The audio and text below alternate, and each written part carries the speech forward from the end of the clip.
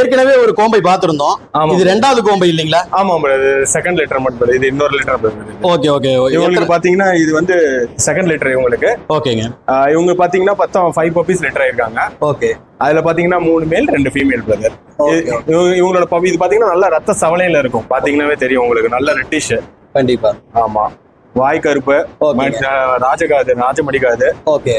அப்புறம் பப்பீஸும் பாத்தீங்கன்னா நல்லா டார்க் ரத்த சவலையில தான் விழுந்திருக்குது. ஓகே. இப்போ இதோட பப்பீஸ் வந்து எவ்வளவு நாள் ஆயிருக்கு? இதோட பப்பீஸ் பாத்தீங்கன்னா 10 days ஆகுது. 10 days ஆயிருக்கு.